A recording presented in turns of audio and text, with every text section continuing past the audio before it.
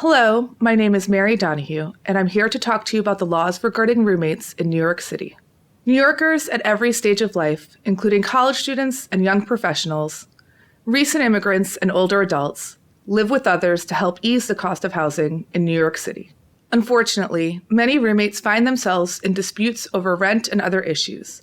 This video outlines what you need to know about living with roommates in New York City and your rights in handling disagreements. To start, there are important differences between a roommate and other people you live with. A roommate is someone whose name is not on the apartment lease as a tenant, but pays a part of the rent to you.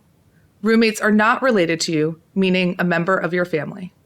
A roommate is different from a co-tenant, who's named on the apartment lease and shares equal rights and responsibilities of the apartment.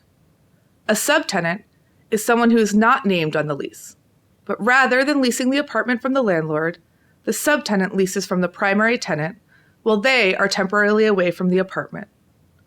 A guest or licensee is someone who has permission to stay in the apartment temporarily but does not pay rent.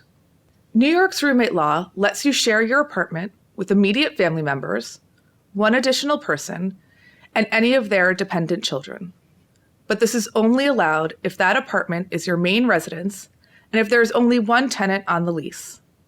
If there is more than one tenant on the lease, the tenant's immediate family can live with them and they may be allowed to have a roommate. However, the total number of tenants and roommates cannot exceed the number of people on the lease. For example, if there are 2 people named on the lease, there can only be 2 adults in the apartment. This is true even if your lease says otherwise. If your landlord refuses to allow you to have a roommate, you may sue your landlord for violating the roommate law. You may be able to recover money damages sustained as a result of such unlawful practice, including court costs and, depending on the lease, attorney fees. Keep in mind that the City Housing Code limits roommates if more occupants results in overcrowding. The code also limits apartments to 1 child under the age of 4 for every 2 adults. You must provide your landlord with the name of the new roommate within 30 days of the roommate moving in. The landlord can request the names and relationships of all occupants, as well as the ages of any minors living in the apartment. You must answer your landlord within 30 days of this request to avoid possible legal action. Since the roommate will not be named on the lease, the landlord cannot require a credit check. As the primary tenant, you are liable to the landlord for the rent. Tenants should create a roommate agreement where the parties establish things like length of stay, rent, and utilities, and create norms around using and cleaning common areas, smoking, and loud music. If anyone violates the agreement is enforceable as long as it doesn't include illegal terms, such as providing for more than a proportionate share of the rent in stabilized apartments or waiving any overcharge complaint. If any part of the agreement is illegal, then it could invalidate the whole agreement. In rent-stabilized apartments, roommates cannot charge more than the pro rata amount. For example, if there are 2 people living in the apartment, you can only charge your roommate half of the total rent for the apartment.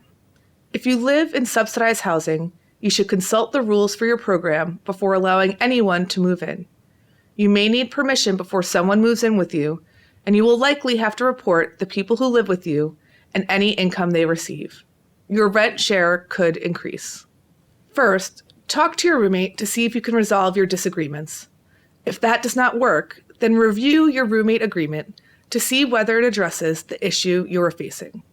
You can also try mediation. There are many free mediators in New York City who are trained to help people resolve conflicts. If you and your roommate can't resolve your disagreement, you may want your roommate to leave. You cannot change the locks, remove your roommate's belongings, or do anything else to force your roommates to leave. In New York, it is often crucial that people have roommates in order to afford the rent for their apartment. That is why the law allows tenants to have roommates. However, living with someone can be difficult, and you may have to go to court if you have problems with your roommate.